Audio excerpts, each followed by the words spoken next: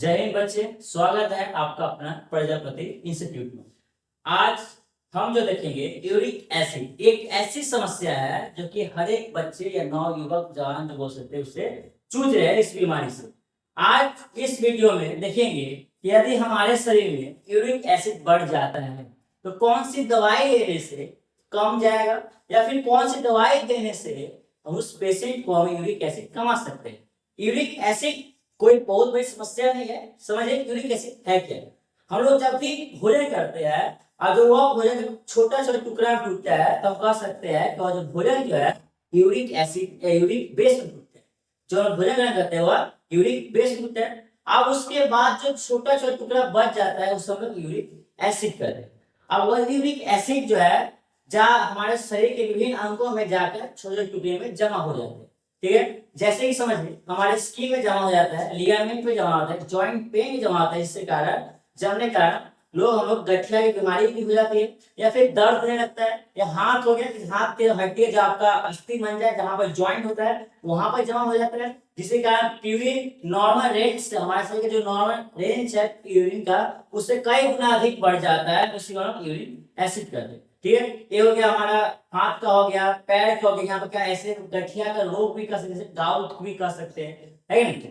और इस वीडियो के मध्य में हम लोग यह चर्चा करेंगे कि से यूरिन एसिड हो जाए, यूरिन एसिड हो जाने के बाद कौन कौन सी चीज का हमें परहेज करना चाहिए, क्या क्या नहीं खाना चाहिए, हर एक चीज इस वीडियो में आपको देखने को मिलेगा। आप अंत तक बने रहे और थोड़ा सा स्किप मत कीजिए। यदि आप थोड़ा सा स्किप करते हैं तो आपको यह वीडियो नहीं समझ आएगा, बाद में कहिएगा नहीं इसे कुमार प्रजापति सर जो है अच्छी तरह से समझाया नहीं है। ठीक है, तो ध्यान पूर्वक इस वीडियो को देखते रहिए और लास्ट में आपको एक और मेडिसिन बताएंगे। ऐसे तो हम आपको 4 मेडिसिन बताएंगे जो कि अंग्रेजी दवाई मतलब एलोपैथी पर टिका हुआ है, अंग्रेजी दवाई पर टिका हुआ है। आपको लास्ट में अंत में जाकर एक ऐसे मेडिसिन बताएंगे जो सबका कहते हैं बाप है, सबका बाप मेडिसिन एलोपैथी है। एलोपैथी या होम्योपैथी का होम्योपैथी जो है उसका नाम बता दें। यदि आप दवाई खाते खाते अंग्रेजी दवाई खाते खाते तंग आ चुके हैं तब पर भी आपका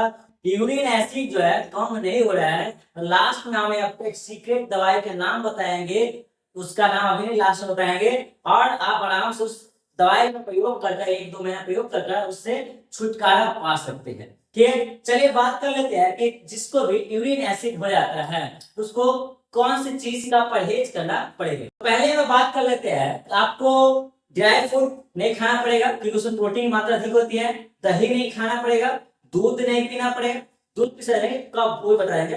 ड्राई फ्रूट हो गया, चावल हो गया, दही हो गया, फिर पालक का हो गया, दाल हो गया, ये सब परहेज कीजिए। जितना कम खा सकते हैं उतना कम खाइए या ना ही खाइए तो अच्छा रहेगा, जब तक आपका यूरिक एसिड जो है ठीक नहीं हो जाए। ठीक है, अब देखिए रात को सोते समय दही और चावल आप नहीं खाइए तो ही ठीक है। जिसको यूरिक एसिड जो है दही चावल मना कीजिए, मत लीजिए। ठीक है, अब एक बात करते हैं, चलिए आते हैं कि हमारे शरीर में नॉर्मल रेंज कितना होता है। तो इससे 2 तरह में जांच कर सकते हैं। पहला क्या है कि हम लोग नॉर्मल रेंज देखेंगे, ब्लड का टेस्ट करते हैं या फिर यूरिन का टेस्ट करते हैं।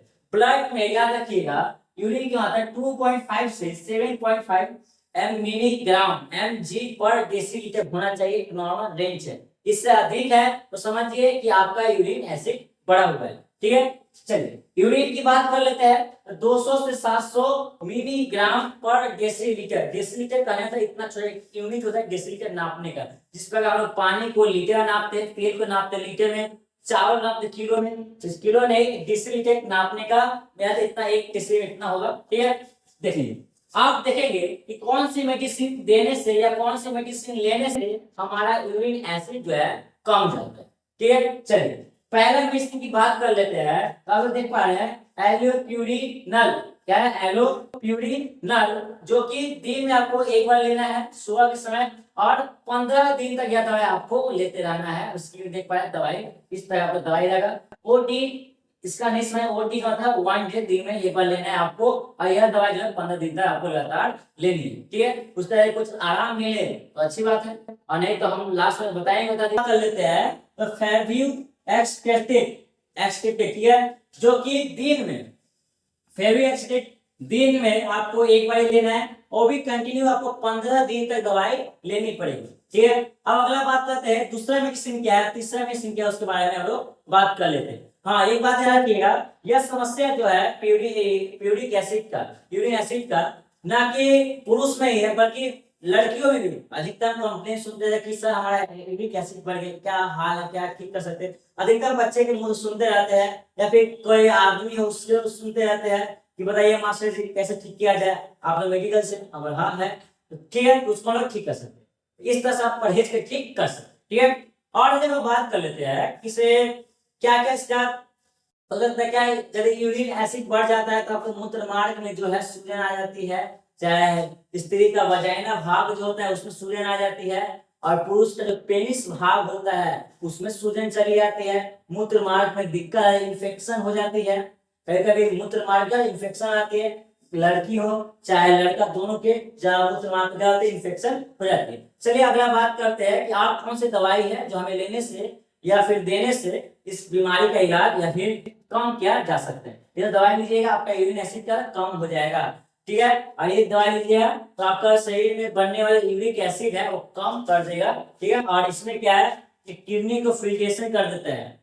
तीसरे मेडिसिन को, तीसरा मेडिसिन क्या है, प्रोबिक एसिड। क्या है, प्रोबिक एसिड। यह भी आपको दिन में एक बार यूज करना है, सुबह सुबह खा लीजिए, खाना के बाद ले लीजिए और 15 दिन तक यूज करना है। ठीक है, अगला चौथा की बात करें, इसमें क्या आपकी जो फिल्ट्रेशन है, किडनी फिल्ट्रेशन करती है, उसमें क्या होता है आपकी फ्रीजिंग करते हैं, फिल्ट्रेशन है तो उसमें पानी की अधिक आपको मात्रा की जरूरत है। तो इस दवाई का सेवन करने से पहले पानी आपको अधिक से अधिक मात्रा में पिए। जिसको भी यूरिक एसिड से समस्या है तो पानी की सेवन सबसे अधिक करें। गर्मी का सीजन है तो और अधिक पानी लीजिए, जितना हो सके अपने से बच गए। अगली मेडिसिन की बात करते हैं जो कि दर्द निवारण के लिए, मान लेते हैं मूत्र मार्ग में सूजन हो गया है, इन्फेक्शन हो गया, बहुत दर्द होता है। यूरिक एसिड में क्या, जब गठिया क्या बीमारी कहते हैं, जब गठिया होता है यहाँ पर आप ऐसे हाथ पे खोल नहीं सकते, उसमें बहुत दर्द होता है, तो उस दर्द को हटाने के लिए, कम करने के लिए दवाई दी जाता है जिसका नाम है क्लोचिकिनी।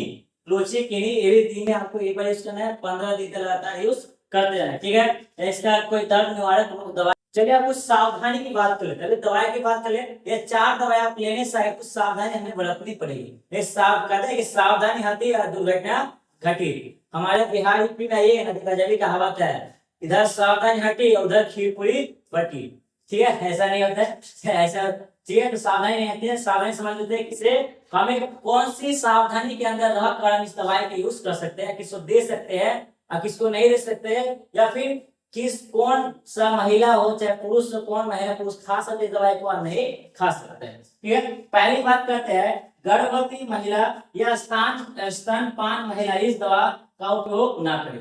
सबसे पहले वार्निंग दिया जा रहा है कि जो भी गर्भवती महिला है या फिर जो अपने बच्चों को दूध पिला रही है, तो ये जो दवाई बता रहे हैं इसे कोई उपयोग नहीं कर सके तो उससे बेहतरी रहेगा। ठीक है, दूसरी बात कर लेते हैं, जिस व्यक्ति को लीवर, किडनी, हार्ट से संबंधित बीमारी वाले मरीज न ले। जिस व्यक्ति को लीवर का बीमारी है, किडनी की बीमारी है, पथरी की बीमारी है, या फिर आपका हृदय रोग है या हृदय से जुड़ा हुआ कोई संबंधित बीमारी है, तो ऐसा व्यक्ति इस दवाई को ना ले तो बेहतरी होगा। अगली बात करते हैं, इस दवाई को इस्तेमाल करते समय शराब का सेवन ना करें। क्या इस दवाई को आप, क्योंकि शराब का सेवन कीजिएगा तो उसमें मिला अल्कोहल की मात्रा अधिक रहती है शराब।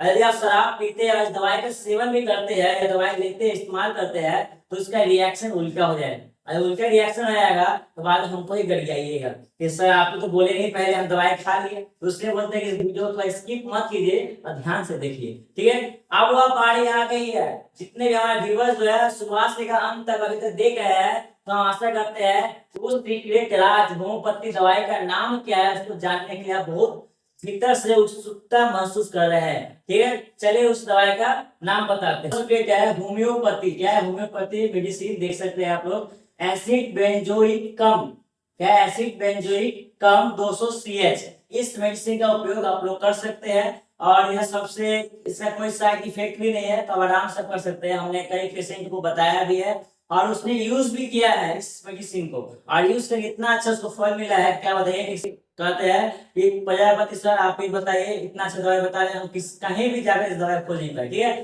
तो आप भी कोई भी मेडिकल शॉप में या फार्मा में जाइएगा, फार्मेसी पर, वो आप मिल जाएगा, ठीक है। लेकिन इसका उपयोग कैसे, नहीं यूज कैसे, इसके बारे में हम लोग समझ लेते हैं। इसका उपयोग खाने के बाद या पहले कभी भी दवा या ले सकते हैं, ठीक है। और अधिक मात्रा 5 ड्रॉप, एक बार 5 ड्रॉप आप मुंह में लीजिएगा, दवाई खाने के माध्यम क्या, मुंह में ऐसे कीजिएगा, 1 2 3 4 5 5 ड्रॉप ढालिए, ठीक है। उसके बाद है तीन बार दिन में दवा ले, 3 बार, सुबह ले लीजिए, दोपहर में ले लीजिए, या फिर शाम को ले, फिर रात को ले, 3 टाइम जो है इस दवा का उपयोग कर सकते हैं, ठीक है। या वैक्स हो या बूढ़ा हो या नौजवान हो, इस दवाई का उपयोग सब कोई कर सकते हैं, बच्चा हो तो सब कोई कर सकता है। इसका सबसे बड़ा बात क्या है, इसका कोई साइड इफेक्ट नहीं है, ठीक है। तो इसको आराम से दवाई ले सकते हैं, और हम चैलेंज करते हैं कि इस दवाई लेने के बाद आपका 15 से 1 महीने तक दवाई लीजिए, देखिए आपका पूरा तरह से यूरिक एसिड कम हो जाएगा, और कम हो जाएगा। आप परहेज कीजिए सब चीज के, जब तक आपकी यूरिक एसिड बढ़ रहा है, ठीक है। आई होप कि यह वीडियो आपको अच्छा लगा होगा।